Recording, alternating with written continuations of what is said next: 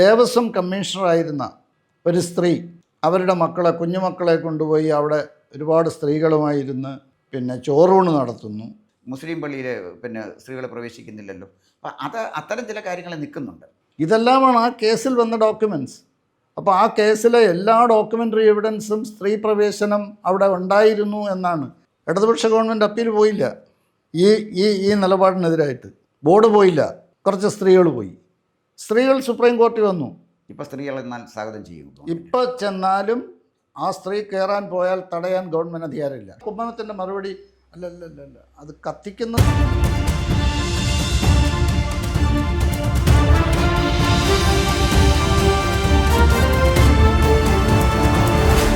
Sir, ഞാൻ അങ്ങോട്ട് ചോദിച്ച ഒരു ചോദ്യത്തിന് അങ്ങ് കൃത്യമായിട്ട് മറുപടി പറഞ്ഞു. മറ്റൊരു ചോദ്യം ചോദിച്ചത് ഈ ശബരിമല സ്ത്രീ പ്രവേശനവുമായിട്ട് ബന്ധപ്പെട്ടാണ്. ഒരു സുപ്രീം കോടതി ഉത്തരവിൻ്റെ പേരിലാണല്ലോ ഈ ബഹളം ഉണ്ടാകുന്നത്. ആ സ്ത്രീ പ്രവേശനത്തിന് ശേഷമാണ് ഇതുമായി ബന്ധപ്പെട്ട എല്ലാ വിവാദങ്ങളും പ്രശ്നങ്ങളും എല്ലാം ഉണ്ടാകുന്നത്. അതൊരു ഗവൺമെൻറ്റിൻ്റെ തന്നെ നിലനിൽപ്പിന് ഭീഷണിയായിട്ട് മാറുകയും ചെയ്തു. ഈ സ്ത്രീ പ്രവേശനം അനാവശ്യമായി ഈ ആളുകളെ കൊണ്ടുപോയി, അതും വിശ്വാസികളല്ലാത്ത 2-3 സ്ത്രീകളെ കൊണ്ടുപോയി അവിടെ ഈ പ്രവേശനം നടത്തി രണ്ടാമത്തെ ഒരു നവോത്ഥാനം നടത്തിയ ഒരു തീരുമാനം അതൊരു പൊളിറ്റിക്കൽ ബ്ലണ്ടറാണെന്നാണ് എനിക്ക് തോന്നുന്നത്. സാർ എന്താ പറയുന്നത് അതിനെക്കുറിച്ച്? ഈ സ്ത്രീ പ്രവേശന ഉത്തരവും തുടർന്നുള്ള സംഭവങ്ങളുമായി കുറേയൊക്കെ ബന്ധപ്പെട്ടിട്ടുള്ള ഒരാളാണ് ഞാൻ. എനിക്ക് ആക്ഷനല്ല, അതിൻ്റെ കേസോ അതിൻ്റെ കാര്യങ്ങളിലും ഒക്കെ ആയി ഞാനിപ്പോഴും വിശ്വസിക്കുകയും പറയുകയും ചെയ്യുന്നൊരു കാര്യം, സ്ത്രീ പ്രവേശനം അനുവദിച്ചുകൊണ്ടുള്ള സുപ്രീം കോടതി വിധി തെറ്റുമല്ല, ആ വിധി നടപ്പിലാക്കാൻ സ്റ്റേറ്റ് ഗവൺമെൻറ് എടുത്തിട്ടുള്ള നടപടിയും തെറ്റല്ല. വളരെ സിമ്പിളായിട്ട് ഞാൻ പറയാം. 1990 വരെ അവിടെ സ്ത്രീ പ്രവേശനത്തിന് നിരോധനം ഉണ്ടായിരുന്നില്ല എന്നുള്ളത് ഓൺ റെക്കോർഡാണ്. 91-ലാണ് സ്ത്രീകളെ പ്രവേശിപ്പിക്കുന്നതിന് അനുവദിക്കാൻ പാടില്ല എന്ന് പറഞ്ഞ് കേരള ഹൈക്കോടതിയിൽ കേസ് വരുന്നു. അതിനു മുമ്പ് അങ്ങനെ ഒരു ഇഷ്യൂ അവിടെ ഉണ്ടായിരുന്നില്ല. പക്ഷേ മണ്ഡലം മകരവിളക്ക് കാലത്ത് സ്ത്രീകളെ പ്രവേശനം അനുവദിച്ചിരുന്നുമില്ല. കേസ് വരുന്നത് പിന്നെ ജസ്റ്റിസ് പരിപൂർണൻ ഹൈക്കോടതിയിലുള്ളപ്പോൾ അദ്ദേഹത്തിന് കിട്ടിയ ഒരു കത്ത് ആ കത്ത് സുവമോട്ടോ കേസായി രജിസ്റ്റർ ചെയ്തതാണ്. ആ കത്ത് എന്ന് പറയുന്നത് പിന്നെ സ്ത്രീകൾ നിർബാധം ശബരിമലയിൽ വിഹരിക്കുന്നു. എക്സിക്യൂട്ടീവ് ഓഫീസർ ദേവസ്വം കമ്മീഷണറായിരുന്ന ഒരു സ്ത്രീ അവരുടെ മക്കളെ കുഞ്ഞുമക്കളെ കൊണ്ടുപോയി അവിടെ ഒരുപാട് സ്ത്രീകളുമായിരുന്ന് പിന്നെ ചോറൂണ് നടത്തുന്നു. ഇതെല്ലാം നിരോധിക്കണം എന്നാണ് ആ കത്ത്. ആ കത്തിനെയാണ് ജസ്റ്റിസ് പരിപൂർണൻ പിന്നെ ഒരു റിട്ട് പെറ്റീഷനായി കൺവേർട്ട് ചെയ്തിട്ട് തെളിവെടുക്കുന്നത്. ആ കേസിൽ ദേവസ്വം ബോർഡ് എടുത്ത സ്റ്റാൻഡ്, ദേവസ്വം കമ്മീഷണർ കൊടുത്ത റിട്ടേൺ സ്റ്റേറ്റ്മെൻ്റ് എന്ന് പറഞ്ഞാൽ അവിടെ സ്ത്രീ പ്രവേശനം നിരോധിച്ചിട്ടില്ല എന്നാണ്. അതിന് കൊടുത്ത എവിഡൻസ് എന്ന് പറയുന്ന അതിന് മുൻ വർഷങ്ങളിൽ അവിടെ സ്ത്രീകൾ കൂടി നിൽക്കുന്നതായി ഹിന്ദു ഉൾപ്പെടെയുള്ള പത്രങ്ങളിൽ വന്ന പടമാണ്. 1. 2, ഓരോ സീസൺ വരുമ്പോഴും മണ്ഡലം മകരവിളക്ക് വരുമ്പോഴും ദേവസ്വം ബോർഡ് ഗസറ്റ് വഴി പരസ്യം ചെയ്യുന്ന ഇത്രാം തീയതി മുതൽ ഇത്രാം തീയതി വരെ മണ്ഡലം മകരവിളക്ക് ഉത്സവം നടക്കുകയാണ്, ആ സമയത്ത് സ്ത്രീകൾക്ക് അവിടെ പ്രവേശനം അനുവദിക്കുന്നതല്ല എന്നാണ്. അതിൻ്റെ അർത്ഥം എന്താ മനസ്സിലാവുമല്ലോ. അതിൻ്റെ അർത്ഥം മറ്റ് സമയങ്ങളിൽ പ്രവേശനമുണ്ട് എന്നാണ്. അടുത്തത് കുമ്മനം രാജശേഖരൻ്റെ ഒരു കത്ത് അതിനകത്തുണ്ട്. ആ കേസിൽ കുമ്മനം പറഞ്ഞത് യൗവനയുക്തയായ സ്ത്രീകൾ അവിടെ വന്ന് ഡാൻസ് ചെയ്യുന്നു, ഈ നവദമ്പതികൾ അവിടെ വന്ന് ഇങ്ങനെ പ്രാർത്ഥിക്കുന്നു, അതുകൊണ്ട് തന്ത്രി ഇതിനൊരു നിയന്ത്രണം വരുത്തണം എന്നാണ്. ഇതെല്ലാമാണ് ആ കേസിൽ വന്ന ഡോക്യുമെൻറ്റ്സ്. അപ്പോൾ ആ കേസിലെ എല്ലാ ഡോക്യുമെൻ്ററി എവിഡൻസും സ്ത്രീ പ്രവേശനം അവിടെ ഉണ്ടായിരുന്നു എന്നാണ്, നിരോധനമില്ലെന്നാണ്. നിരോധനം ഒരു പർട്ടിക്കുലർ പീരിയഡിൽ മാത്രമായിരുന്നു എന്നാണ്. പക്ഷേ എന്തുകൊണ്ടോ എന്തുകൊണ്ടോ എന്ന് മാത്രമേ ഞാൻ പറയുന്നുള്ളൂ. ആ ആ പറയുന്ന മാർച്ച് മാസം 5-ാം തീയതി മുതൽ സ്ത്രീകളെ പ്രവേശനം നിരോധിച്ചുകൊണ്ട് കേരള ഹൈക്കോടതി ഉത്തരവിട്ടു. അവിടെയാണ് സ്ത്രീ പ്രവേശനം നിന്നത്. അതിനെതിരെ കേരള ഗവൺമെൻറ് അതിനുശേഷം ഭരണത്തിൽ വരുന്നത് നയനാറാണ്. ഇടതുപക്ഷ ഗവൺമെൻറ് അപ്പീൽ പോയില്ല ഈ ഈ ഈ നിലപാടിനെതിരായിട്ട്. ബോർഡ് പോയില്ല, കുറച്ച് സ്ത്രീകൾ പോയി. സ്ത്രീകൾ സുപ്രീം കോടതി വന്നു. സുപ്രീം കോടതി വന്നപ്പോഴാണ് സുപ്രീം കോടതി വിശാല ബെഞ്ച് ഇതെല്ലാം പരിശോധിച്ചിട്ട് സ്ത്രീ പ്രവേശനം നിരോധിക്കുന്നത് ഭരണഘടനാ വിരുദ്ധമാണെന്ന് പറഞ്ഞു. ആരുടെ കുഴപ്പം? അത് കോൺസ്റ്റിറ്റ്യൂഷണൽ പ്രൊവിഷൻസ് ഇൻ്റർപ്രറ്റ് ചെയ്തിട്ട് പറഞ്ഞതാണ്. ശബരിമലയിൽ നാളെ മുതൽ സ്ത്രീകൾ കയറിപ്പോണമെന്നല്ല. ആ വിധി വരുമ്പോൾ അന്ന് നിലവിലുള്ള ഗവൺമെൻറ് ആ വിധിക്കനുസരണമായി ഒരു സ്ത്രീ അവിടെ കയറാൻ വന്നാൽ പോലീസിനെ വെച്ച് ഗവൺമെൻറ്റിന് ചെറുക്കാൻ കഴിയില്ല. ഗവൺമെൻറ് പോലീസിനെ വെച്ച് സ്ത്രീകളെ കയറ്റിക്കൊണ്ടുപോയി തൊഴിയിച്ചു എന്നാണ് പറയുന്നത്. അതിൻ്റെ വസ്തുതകളിലേക്ക് എനിക്കറിയില്ല, ഞാൻ പോകുന്നില്ല. പക്ഷേ ഒരു ഇടതുപക്ഷ ഗവൺമെൻറ്, ഇടതുപക്ഷമല്ല ഏത് ഗവൺമെൻറ്റിനെ സംബന്ധിച്ചായാലും ശരി, ആ വിധി വന്നു കഴിയുമ്പോൾ ആ വിധിക്കനുസരണമായി ഒരു സ്ത്രീ കയറാൻ വന്നാൽ സ്വാഭാവികമായി പ്രൊട്ടക്ഷൻ കൊടുക്കണ്ടേ? കൊടുക്കണമല്ലോ. ഒന്ന്. രണ്ടാമത്തത്, ഈ വിധി വന്നു കഴിയുമ്പോൾ കേരളത്തിലെ എല്ലാ സാമൂഹ്യ രാഷ്ട്രീയ പാർട്ടികളും ആ വിധിയെ സ്വാഗതം ചെയ്തു. തെറ്റാണോ? NSS ഉൾപ്പെടെ സ്വാഗതം ചെയ്തില്ലേ? മിണ്ടാതെ നിന്നു. BJP സ്വാഗതം ചെയ്തില്ലേ? ഞാൻ ചാനലിൽ സംസാരിച്ചു. ചാനലിൽ ഇതിനനുകൂലമായി പിണറായി വിജയനൊക്കെ സംസാരിക്കുന്നതിന് മുമ്പാണ്. എനിക്ക് നല്ല ഓർമ്മയുണ്ട്, ഏഷ്യാനെറ്റിൽ ഞാൻ ആലപ്പുഴ സ്റ്റുഡിയോയിൽ സംസാരിച്ചു. ഞാൻ എറണാകുളത്തേക്ക് പോകുമ്പോൾ ഞാൻ രാത്രി 9 മണിക്ക് ചാനൽ ചർച്ച കഴിഞ്ഞ് ഇറങ്ങി 10 മണിക്ക് എറണാകുളത്ത് എൻ്റെ വീട്ടിൽ എത്തുമ്പോൾ ഇപ്പോഴത്തെ വിശ്വ ഹിന്ദു പരിഷത്തിൻ്റെ സംസ്ഥാന ജനറൽ സെക്രട്ടറി എന്നെ വിളിച്ചു. സാറിൻ്റെ സംസാരം ഞാൻ കേട്ടു, ഞങ്ങൾ പൂർണ്ണമായി പിന്തുണയ്ക്കുന്നു എന്നാണ്. അപ്പം ഇതാണ് സംഭവം. അത് ഒരു ഘട്ടം കഴിഞ്ഞപ്പോൾ അതിനെ ഒരു രാഷ്ട്രീയ ലാഭത്തിന് വേണ്ടി ഉപയോഗിക്കപ്പെട്ടു തൽപരകക്ഷികൾ എന്നുള്ളതാണ് അതിൻ്റെ ഞാനിപ്പോഴും വിശ്വസിക്കുന്ന കാര്യം. അതിനിപ്പോൾ ഇടതുപക്ഷ കമ്മ്യൂണിസ്റ്റ് പാർട്ടി അതിന് വ്യത്യസ്തമായി പറഞ്ഞാലും, ഇപ്പോഴത്തെ ഇടതുപക്ഷ ഗവൺമെൻറ് അതിൻ്റെ വ്യത്യസ്തമായി പറഞ്ഞാലും, എൻ്റെ നിലപാട് ഇതുതന്നെയാണ്. ഞാൻ വസ്തുതകൾ പഠിച്ച് മനസ്സിലാക്കി വിവിധ സ്ഥലങ്ങളിൽ സംസാരിക്കുകയും ആ സംസാരത്തിൽ നിന്ന് മാറാൻ തക്കവണ്ണം ഒന്നും ഞാൻ ഇതുവരെ കണ്ടില്ല. സാർ, ഇവിടെ ചെറിയ പ്രശ്നമുള്ളത്, സാർ പറഞ്ഞ സുപ്രീം കോടതിയുടെ ഉത്തരവ് പറഞ്ഞു. സുപ്രീം കോടതിയുടെ ഉത്തരവ് നടപ്പാക്കാത്ത നിരവധി ഉത്തരവുകളുണ്ട്. അതിൻ്റെ ഡീറ്റെയിൽസിലേക്ക് ഞാൻ പോകുന്നില്ല. എന്നെ കണ്ട് നന്നായിട്ട് സാറിന് അറിയാമല്ലോ.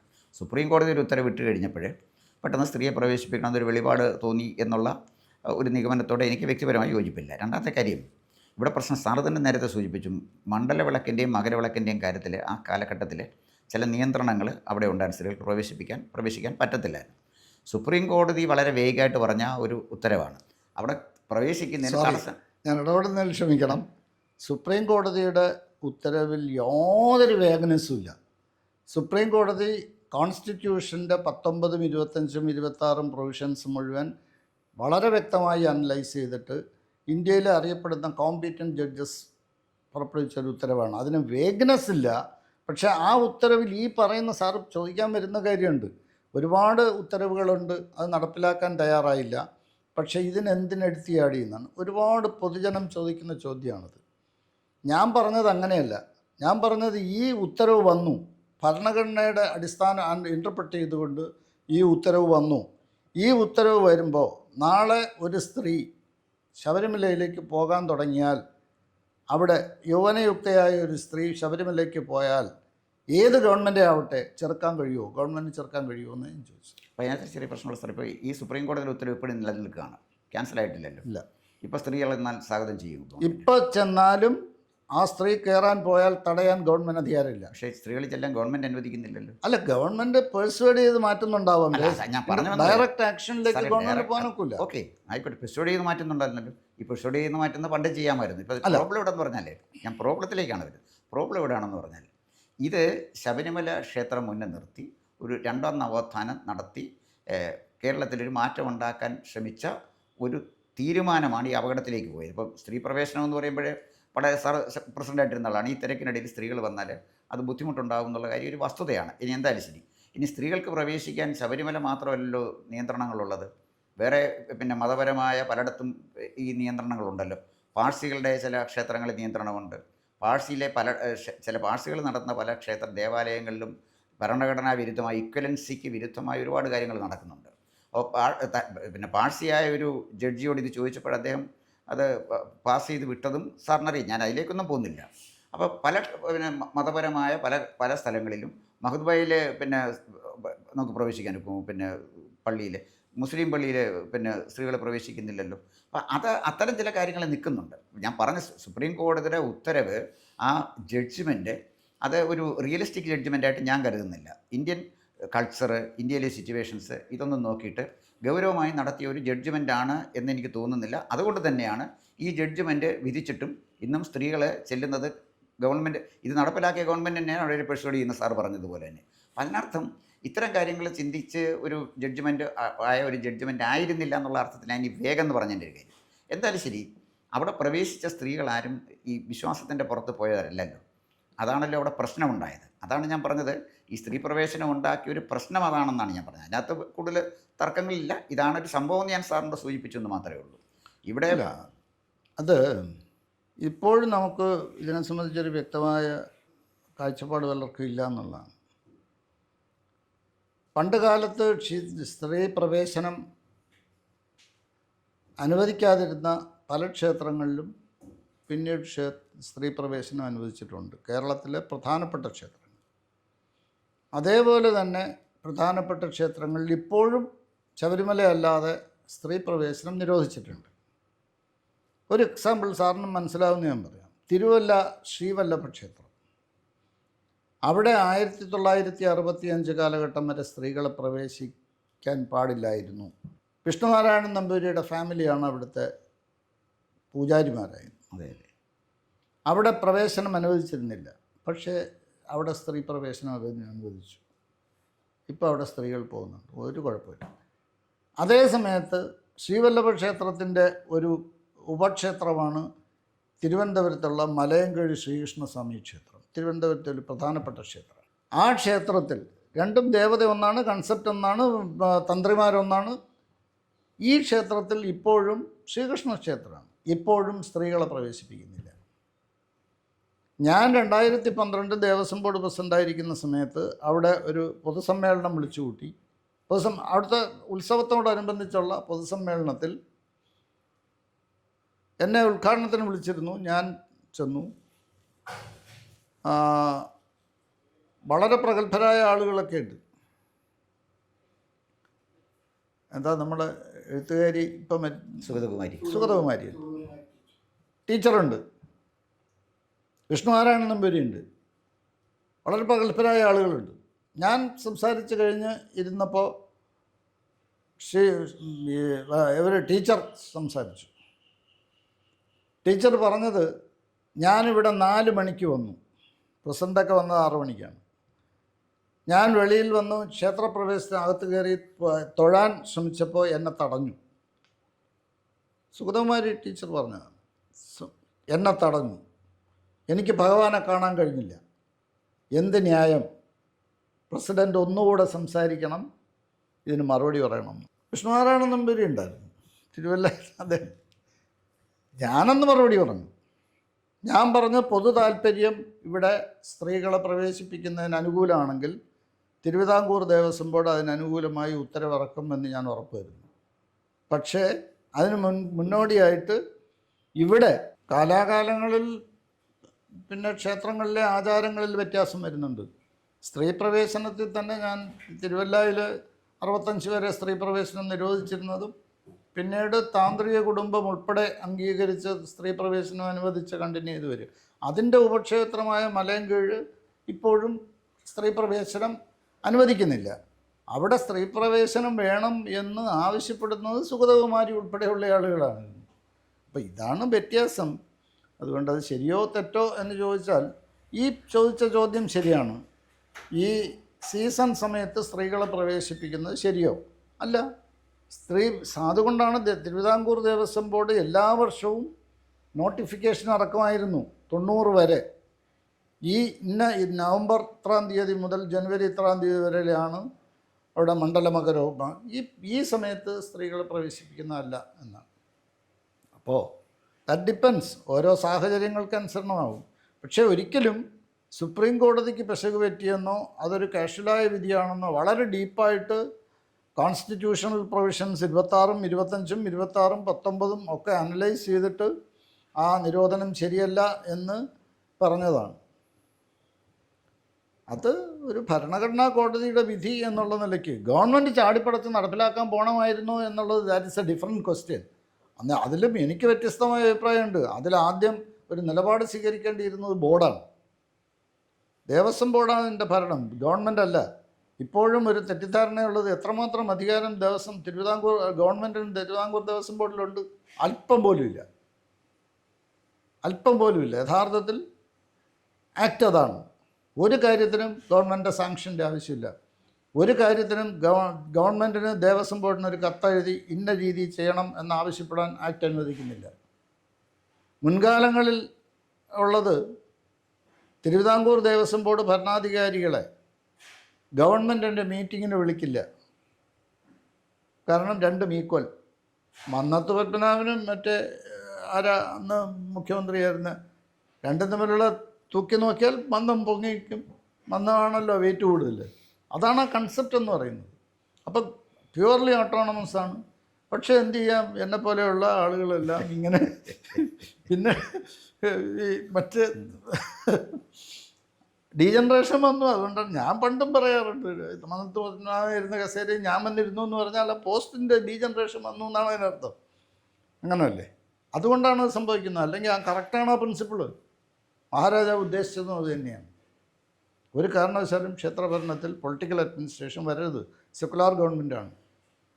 അപ്പോൾ ഗവൺമെൻറ് ആയിരുന്നില്ല അവിടെ ഇടപെടേണ്ടത്. അവിടെ ഇടപെടേണ്ടത് കരുത്തുള്ള ഭരണാധികാരിയായിരുന്നു. അയാൾ നിലപാട് സ്വീകരിച്ചിരുന്നു എങ്കിൽ, ഞാനിപ്പോഴും വ്യക്തമായി പറയുന്ന അഭിപ്രായം അത് തന്നെ, അന്നത്തെ ഭരണാധികാരി ആരാണോ അയാൾ ശരിയായ ഒരു നിലപാട് അന്ന് സ്വീകരിച്ചിരുന്നെങ്കിൽ ശബരിമലയിൽ ഒരു പ്രശ്നം ഉണ്ടാവില്ല. ഞാൻ നേരത്തെ പറഞ്ഞൊരു ഇഷ്യൂ ഉണ്ട്, വളരെ നിസ്സാരമായി ഞാൻ ഇപ്പോൾ കാണുന്നില്ല. അന്ന് ഞാൻ നിസ്സാരമായി എടുത്തതാണ്. പക്ഷേ ഇപ്പോൾ എനിക്ക് ആലോചിക്കും തോറും ഞാൻ എങ്ങനെ പറഞ്ഞു എന്ന് എനിക്ക് സംശയമുണ്ട്. ആ മകരവിളക്ക് എന്ന് പറയുന്നത് ഞങ്ങൾ കത്തിക്കുന്നതാണ് എന്നല്ല, ദീപം ഞങ്ങൾ കൊളുത്തുന്നതാണ് എന്ന് ഞാൻ പറഞ്ഞു. അത് പറയുമ്പോൾ എനിക്ക് ബാക്ക് സപ്പോർട്ട് കിട്ടുമെന്ന് എനിക്ക് ഉറപ്പുണ്ടായിരുന്നു. അന്ന് ഞാൻ ആദ്യമായി സുകുമാരൻ നായരോട് സംസാരിച്ചു. ഇങ്ങനെ പ്രശ്നമുണ്ട്, ഇത് പറയേണ്ടിയിരിക്കുകയാണ്, ഇല്ലെങ്കിൽ ഇത് അപകടമാണ്. സുകുമാരൻ നായർ മുഴുവൻ കേട്ടു. ഞാൻ നേരിട്ട് സംസാരിച്ചതാണ്. അല്ല, അതിനു മുമ്പ് കുമ്മനം രാജശേഖരനോട് ഞാൻ സംസാരിച്ചു. കോട്ടയത്തൊരു ക്ഷേത്രത്തിൽ യോഗത്തിന് ശേഷം, ഞങ്ങൾ രണ്ടുപേരും സംബന്ധിക്കുന്ന ഒരു യോഗത്തിന് ശേഷം ഏകദേശം 10 മണിയായി, സാർ പോകരുത്, എനിക്കൊരു കാര്യം സംസാരിക്കാനുണ്ടെന്ന്. അവിടെ ശാന്തിക്കാരൻ്റെ മുറിക്കകത്ത് കയറി, അവിടെ കൊച്ചു ക്ഷേത്രം അടച്ചിട്ടിട്ട് ശാന്തിക്കാരനെ പുറത്ത് നിൽക്കാൻ പറഞ്ഞിട്ട് ഞാനും കുമ്മനുമായിട്ട് സംസാരിച്ചു. ഞാൻ പറഞ്ഞു, സാർ ഇനി ഇത് വെച്ചുകൊണ്ട് പോകാനൊക്കില്ല, ഇത് നമ്മളാണ് ഇത് കത്തിക്കുന്നത് എന്ന് പറയാൻ പോവുകയാണ്. ഇതേ വാക്കാണ് ഞാൻ പറഞ്ഞു. ഉടൻ കുമ്മനത്തിൻ്റെ മറുപടി, അല്ല അത് കത്തിക്കുന്നതെന്ന് പറയരുത്. ഞാൻ പറഞ്ഞു, സോറി, ഞാൻ ആ വാക്ക് തെറ്റായി ഉപയോഗിച്ചു, അത് ആചാരമനുസരിച്ചുള്ള വാക്കോ ആയിക്കോട്ടെ. അടുത്ത സുകുമാരൻ നായരുമായിട്ട് സംസാരിച്ചു, വെള്ളാപ്പള്ളിയായിട്ട് സംസാരിച്ചു, സ്റ്റേക്ക് ഹോൾഡേഴ്സ് എല്ലാവരുമായിട്ട് ഞാൻ സംസാരിച്ചിട്ട് ഡീൽ ചെയ്തു, പറഞ്ഞു. അല്ലെങ്കിൽ എനിക്ക് പറഞ്ഞാൽ നിൽക്കാൻ പറ്റില്ലെന്ന്, എനിക്ക് പിന്നെ ശബരിമല കയറാൻ പറ്റില്ലെന്ന് എനിക്കറിയായിരുന്നു. എല്ലാവരും സപ്പോർട്ട് ചെയ്ത് നിന്നില്ലേ? ദേവസ്വം ബോർഡ് അങ്ങനെ ഒരു നിലപാടെടുത്തിരുന്നെങ്കിൽ, കറക്റ്റായ ഒരു നിലപാടെടുത്തിരുന്നെങ്കിൽ, ഒന്നുകിൽ ഹൈന്ദവ സംഘടനകൾ എതിർക്കുകയാണെങ്കിൽ ആ എതിർപ്പ് ഗവൺമെൻറ്റിനെ അറിയിക്കാം. 2, ആ ബോർഡ് അങ്ങനെ ഒരു നിലപാടെടുത്തിരുന്നെങ്കിൽ ഹൈന്ദവ സംഘടന ഉൾപ്പെടെ ഒരുപക്ഷെ ഇതിൻ്റെ പോസിറ്റീവ് സൈഡ് പറഞ്ഞു മനസ്സിലാക്കാം. ഇത് രണ്ടും ചെയ്യാതെ എൻ്റെ വീട്ടിലെ സ്ത്രീകൾ പോവില്ല എന്ന് പറഞ്ഞിടത്താണ് പ്രശ്നം ഉണ്ടായത്. അറിയാമല്ലോ, ഞാൻ ദീർഘിപ്പിക്കേണ്ടല്ലോ, അതാണ് എൻ്റെ വസ്തുത. സാർ, അതിനകത്ത് മറ്റൊരു പ്രശ്നമുള്ളത്, സാർ പറഞ്ഞ വളരെ കറക്റ്റാണ്. സാറെടുത്തൊരു നിലപാട്, ആ നിലപാട് ധീരമായ നിലപാട് തന്നെയാണ് തീർച്ചയായിട്ടും. പക്ഷേ ശബരിമല ആ നിലപാട് കൊണ്ട് സമൂഹത്തിനും അങ്ങേക്കും ഒരു കാര്യം ബോധ്യമായി, ഈ മകരവിളക്ക് മാത്രമല്ല ശബരിമലയെ ജനങ്ങളുമായിട്ട് ആകർഷിച്ച് നിർത്തുന്നതിൻ്റെ ഘടകം. അത് ഒരു സങ്കല്പം, ഒരു വിശ്വാസം. അത് വരുന്നവരിൽ നല്ലൊരു ശതമാനം ആളുകൾക്ക് ഇതെല്ലാം അറിയാവുന്ന കാര്യങ്ങളാണ്. ശബരിമല ആ മകരവിളക്ക് ദിവസം ഒഴിച്ച് മാറ്റി നിർത്തിയാൽ പോലും നിരവധി ആളുകൾ ശബരിമലയിലേക്ക് വരുന്നുണ്ടല്ലോ. 1 തീയതി 1 തൊട്ട് 5 വരെ ശബരിമല തൊഴാൻ പോകുന്നു, മകരവിളക്ക് കാണാനല്ല. മണ്ഡലകാലത്ത് ശബരിമല തൊഴാൻ പോകുന്നു, മകരവിളക്ക് കാണാനല്ല. അപ്പം മകരവിളക്ക് ഒഴിവാക്കി ധാരാളം ആളുകൾ അമ്പലത്തിൽ, ക്ഷേത്രത്തിൽ പോകുന്നുണ്ട്. അപ്പോൾ ശബരിമല ക്ഷേത്രത്തിൻ്റെ ഒരു സ്ഥിതി, അല്ലെങ്കിൽ അതിനോട് ഭക്തജനങ്ങൾക്കുള്ള ഒരു ഭക്തി, വളരെ ഡിഫറൻ്റാണ്. അത് മകരവിളക്ക് മാത്രം ആശ്രയിച്ച് നിൽക്കുന്ന ഒന്നാണ് എന്ന് എനിക്ക് തോന്നുന്നില്ല. അപ്പോൾ എനിക്ക് ചോദിക്കാൻ ഉള്ളത് മറ്റൊരു കാര്യമാണ്. ശബരിമല എന്തായാലും കേരളത്തിലെ അല്ലെങ്കിൽ ഇന്ത്യയിലെ ഏറ്റവും പ്രധാനപ്പെട്ട തീർത്ഥാടന കേന്ദ്രങ്ങളിലൊന്നാണ്. ലക്ഷക്കണക്കിന് ഭക്തജനങ്ങൾ പല ഭാഗത്തും വരുന്ന ഒരാളാണ്. അപ്പോൾ അതുകൊണ്ട് അടുത്ത ഒരു ചോദ്യം, കൂടുതൽ വാർത്തകളും വിശേഷങ്ങളും നേരിട്ട് ലഭിക്കാൻ ജനങ്ങളിൽ നിന്ന് ജനങ്ങളിലേക്ക് ജനഭൂമി ന്യൂസ് സബ്സ്ക്രൈബ് ചെയ്യൂ. ബെൽ ബട്ടൺ അമർത്താനും മറക്കരുത്.